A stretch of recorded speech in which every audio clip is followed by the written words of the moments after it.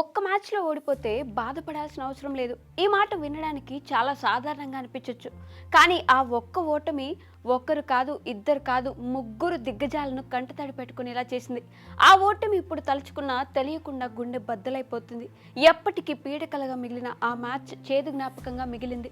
ఘోరంగా ఓడకపోయినా, ఫైనల్ కాకపోయినా తీవ్ర నిరాశను మిగిల్చింది. ప్రతి ఒక్కరికి కామన్‌గా బాధను మిగిల్చిన ఆ మ్యాచ్ ఏంటి? ఎవరితో ఆడారు? ఆ దిగ్గజాలు ఎవరో ఇప్పుడు చూద్దాం. మోడర్న్ క్రికెట్లో టీమిండియా సూపర్ స్టార్స్ ఎవరంటే ముగ్గురే గుర్తుకొస్తారు. వారిలో ఒకరు మహేంద్ర సింగ్ ధోని అయితే మరో ఇద్దరు విరాట్ కోహ్లీ, రోహిత్ శర్మ. వీరు ముగ్గురు కలిసి ఇండియాకు మ్యాచ్ ఆడితే సగటు ఇండియన్ క్రికెట్ అభిమానికి గెలుపుపై ధీమా ఉంటుంది. ఒకరేమో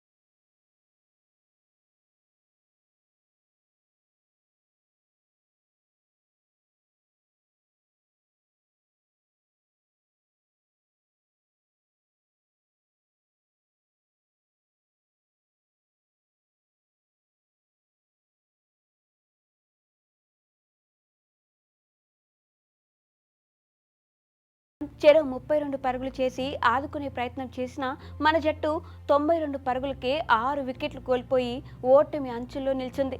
ఓటమి ఖాయమనుకుంటున్న దశలో ధోని, జడేజా పోరాటం చూపించడంతో గెలుపుపై ఆశలు చిగురించాయి. వీరిద్దరూ ఆరంభంలో ఆచితూచి ఆడినా క్రమంగా వేగం పెంచి స్కోర్ బోర్డును 200 పరుగుల మార్కు దాటించారు. ధోని, జడేజా క్రీజులో ఉన్నంతసేపు ఇండియా విజయంపై ఫ్యాన్స్ ఆశలు అలాగే ఉన్నాయి. విజయానికి మరో 31 పరుగులు కావాల్సిన దశలో జడేజా భారీ షాట్ ఆడి అవుట్ కావడంతో ఒక్కసారిగా స్టేడియం సైలెంట్ అయింది. అయితే క్రీజ్లో ధోని ఉండడంతో ఎక్కడో ఇంకా ఆశలు సజీవంగానే ఉన్నాయి. దేశమంతా విజయంపై చిన్న నమ్మకంతో ఉన్నారు.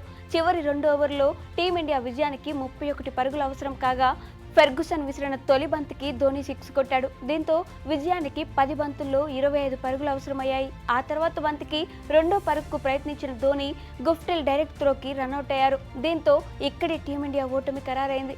మిగిలిన టీం వెనువెంటనే వెనుదిరగడంతో టీమిండియా 221 పరుగులకు ఆలౌట్ అయింది. అంతే, ఈ ఓటమి ఒక్కసారిగా భారత జట్టును తీవ్ర దిగ్భ్రాంతికి గురిచేసింది. అవుట్ అయ్యాక ధోని కన్నీళ్లు పెట్టుకోవడం సగటు భారతీయుడి గుండెని కదిలించింది. ఈ టోర్నీలో 5 సెంచరీలు చేసిన రోహిత్ శర్మ సెమీఫైనల్లో జట్టును గెలిపించలేక ఏడ్చేశాడు. ఇక కెప్టెన్ కోహ్లీకి ఏం చేయాలో అర్థం కాక తీవ్ర నిరాశలో ఉండిపోయారు. ఈ సెమీఫైనల్ ఓటమి తన కెరీర్లో ఎక్కువగా బాధపెట్టిన మ్యాచ్ అని కోహ్లీ ఒక ఇంటర్వ్యూలో చెప్పుకొచ్చారు. ఆ భయంకరమైన హ్యాంగ్ ఓవర్ నుంచి బయటకు రావడానికి చాలా టైం పట్టిందని విరాట్ అన్నారు. లీగ్ దశలో ఆధిపత్యం చెలాయించి టేబుల్ టాప్లో ఉన్న జట్టు 45 నిమిషాల చెత్త క్రికెట్ వల్లే ఓడిపోయిందని బాధతో చెప్పుకొచ్చారు. టోర్నీలో 443 రన్స్ కొట్టిన కోహ్లీ సెమీఫైనల్లో ఒక పరుగు చేసి బోల్డ్ బౌలింగ్లో ఎల్బీడబ్ల్యూగా వెనుదిరిగారు.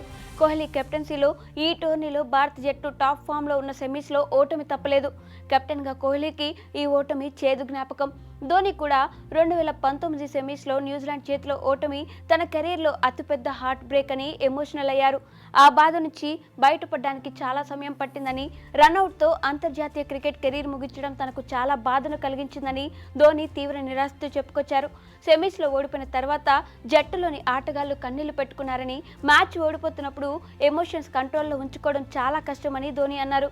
ఈ మ్యాచ్ తర్వాత ధోని మరో వన్డే ఆడలేదు. 2020లో అంతర్జాతీయ క్రికెట్కు రిటైర్మెంట్ ప్రకటించారు. ఇక రోహిత్ శర్మ కూడా ఈ చేదు జ్ఞాపకాన్ని గుర్తు చేసుకుని బాధపడ్డారు.